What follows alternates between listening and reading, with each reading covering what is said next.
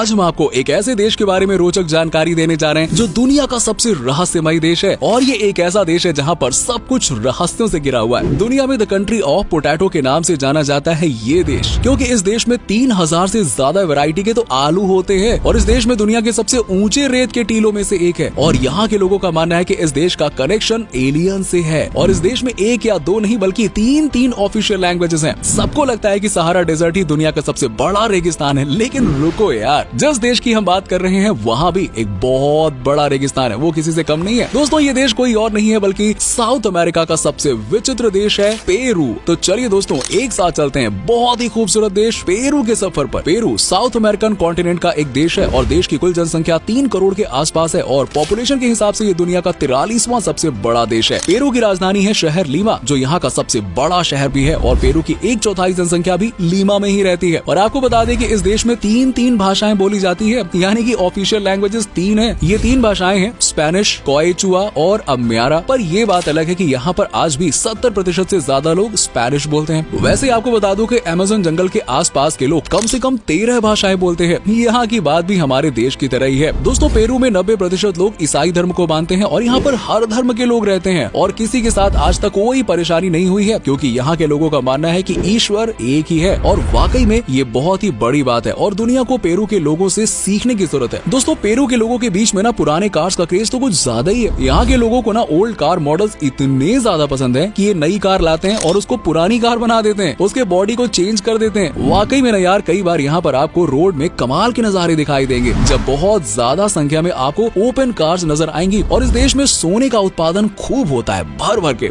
आपको यकीन ना हो लेकिन वर्ल्ड में सबसे ज्यादा गोल्ड प्रोडक्शन के मामले में पेरू 6th नंबर पे आता है। और खास बात यह है कि इस देश के सोने का दाम बहुत ही ज्यादा होता है। आज के दिन में पेरू का सोना दुनिया के हर कोने में पहुंचता है और यहाँ की इकोनॉमी इंटरनेशनल गोल्ड मार्केट के रेट पर भी बहुत हद तक डिपेंड करती है। अमेज़न रिवर जो कि दुनिया की सबसे बड़ी नदी है, इसकी शुरुआत भी पेरू देश से ही होती है। तभी तो कहा जाता है कि पेरू देश वो देश है जो नेचुरल ब्यूटी से भरा हुआ है। और यहाँ के लोग बड़े ही लकी हैं कि आज के जमाने में भी ये नेचर के इतने ज्यादा करीब है। और आपको बता दें कि पेरू का 60% हिस्सा भी जंगल से घिरा हुआ है और इस मामले में पेरू ब्राजील के बाद दूसरा सबसे बड़ा देश है, जहाँ के सबसे ज्यादा हिस्से अमेज़न के जंगल से भरे हुए हैं। वाकई में यहाँ पर अमेज़न जंगल का नजारा ब्राजील से भी ज्यादा खतरनाक लगता है। दोस्तों पेरू देश की ना एक अलग ही परंपरा है। क्या आप यकीन कर सकते हैं कि पेरू में एक ऐसा नियम भी है जहाँ पर शादी से पहले भी लड़का और लड़की एक साथ रह सकते हैं? जी हाँ, और मजेदार बात तो ये है कि इस ट्रायल शादी के दौरान अगर बच्चा हो गया और इन्हें लगा कि ये एक दूसरे के लिए नहीं बने हैं तो बच्चे को कम्युनिटी में दे देते हैं और लड़का और लड़की अलग हो जाते हैं। वाह यार, कैसा अजीब नियम है यार। पेरू में कितने भी उल्टे सीधे नियम का पालन कर लो, लेकिन एजुकेशन के मामले में ये लोग पीछे नहीं है बिल्कुल भी। आपको बता दें कि इस देश का लिटरेसी रेट 94% यानी कि 94% है। दोस्तों आम यानी कि मैंगो हम सबका पसंदीदा फल है और इस बात में कोई शक नहीं है कि दुनिया का सबसे बेस्ट मैंगो हमारे देश में मिलता है। लेकिन आपको बता दें कि पेरू में भी आम की कोई कमी नहीं है। कहते हैं कि यहाँ के आम की क्वालिटी भी सबसे बेहतरीन होती है और इस देश से आमों का एक्सपोर्ट साउथ अमेरिका के कई सारे देशों में किया जाता है। यहाँ के मीठे मीठे आमों की खुशबू तो भाई कमाल की होती है यार। अगर आप कभी पेरू जाओ ना तो यार वहाँ का आम खाना मत भूलना, नहीं तो यार मजा अधूरा रह जाएगा। आपको बता दूं दोस्तों कि पेरू की लड़कियां ना बहुत खूबसूरत मानी जाती हैं। यहाँ की लड़कियों की बात करें तो ये बहुत ही ज्यादा फ्रेंडली नेचर की होती हैं और जल्दी सबसे घुल मिल जाती हैं। और ये बात तो सच है कि साउथ अमेरिका के किसी भी देश की तुलना में पेरू की लड़कियां सबसे ज्यादा खूबसूरत मानी जाती हैं। और कमाल की बात तो ये है कि आप यहाँ की महिलाओं को देखकर बता सकते हैं कि इनकी शादी हो चुकी है या फिर सिंगल है। दरअसल ये डिपेंड करता है कि महिला ने कौन सी हैट पहनी हुई है। अगर महिला ने स्ट्रॉ हैट पहनी हुई है तो इसका मतलब है कि वो शादीशुदा है और अगर नीटेड कैप्स पहनी हुई है तो इसका मतलब ये सिंगल है, रास्ता खुला हुआ है। आपको बता दें कि रोमांस के मामले में भी पेरू देश के लोग किसी से कम नहीं है यार। आपको जानकर हैरानी होगी कि यहाँ के बच्चे भी बॉयफ्रेंड और गर्लफ्रेंड की बातें करते हैं और ये यहाँ पे बहुत ही कॉमन है, कोई हेजिटेशन नहीं होता है। और पेरू में वैसे तो लोग कम उम्र में ही शादी कर लेते हैं, 24 से 25 साल आते आते यहाँ लोग शादी वादी कर लेते हैं। और सबसे अच्छी बात है कि यहाँ पर अपनी वाइफ को बहुत इज्जत देते हैं ये लोग। दोस्तों क्या आपको बताया कि बॉलीवुड की बहुत सारी फिल्मों की शूटिंग पेरू देश में हुई है? जी हाँ, जिसमें से पिछले 5 सालों में यहाँ पर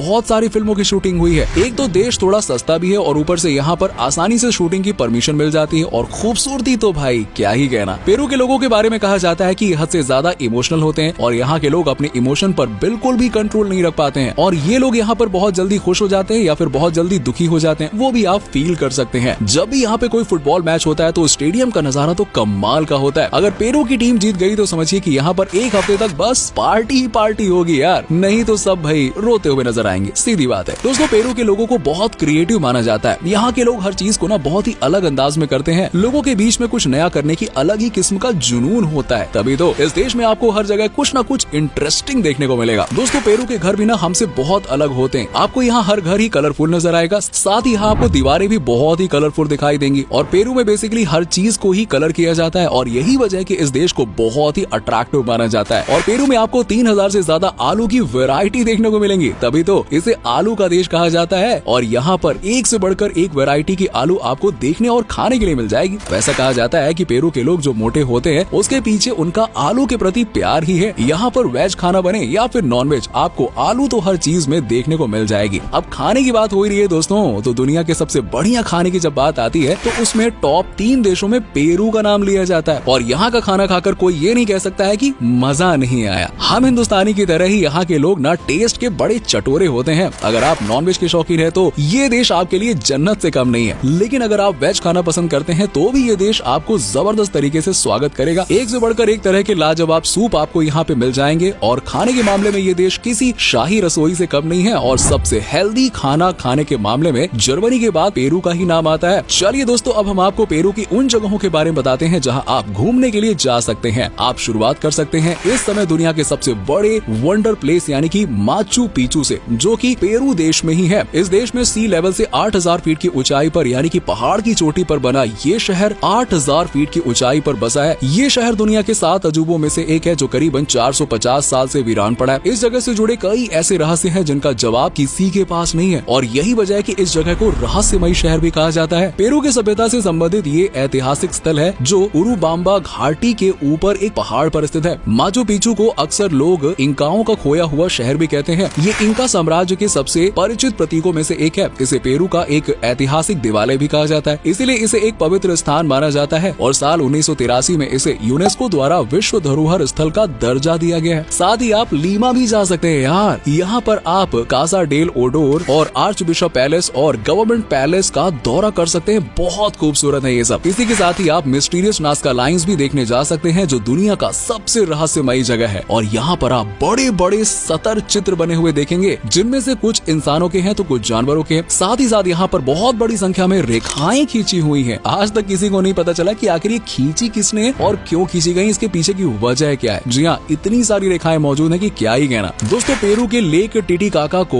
उरोस फ्लोटिंग आइलैंड भी कहा जाता है। आप इस जगह की खूबसूरती को देखकर यकीन नहीं कर पाएंगे। चारों तरफ पानी ही पानी और आसपास आपको ना के बराबर लोग नजर आएंगे और उसके बाद एक सुनसान आइलैंड पर आपको रहने का मौका मिलता है। यहाँ पर कई सारे ऐसे लोग आते हैं जिनको एडवेंचर करने का शौक होता है और यहाँ आकर रात बिताते हैं। यकीन मानिए यहाँ आने के बाद आपको सुकून जो मिलेगा ना भर भर के मिलेगा। इसके अलावा द व्हाइट सिटी, कैननडेल कोलका, रिजर्वर नेशनल तंबो पता, द सेक्रेड वैली भी जरूर देखने जाइए। हम दावे के साथ कह सकते हैं कि आप निराश नहीं होंगे। पेरू पहुँचने के लिए आप हवाई मार्ग का इस्तेमाल कर सकते हैं और पेरू जाने का सबसे अच्छा समय मई और अक्टूबर के बीच शुष्क मौसम में रहता है, जिसमें धूप के दिन एंडीज, चमकीले नीले आसमान और सर्द रातें दिखाई देती है। पेरू में रहने के लिए ये एक अद्भुत मौसम है। खासकर अगर आप ट्रैक पर जाने की योजना बना रहे हैं तो पेरू घूमने के लिए 10 से 14 दिन का समय पर्याप्त है। तो दोस्तों ये था दुनिया का रहस्यमयी देश पेरू। उम्मीद करता हूँ कि आपको ये हमारा एपिसोड पसंद आया होगा। हमें नीचे कमेंट करके बताइए कि आज के वीडियो में आपको पेरू की कौन सी बात सबसे अच्छी लगी।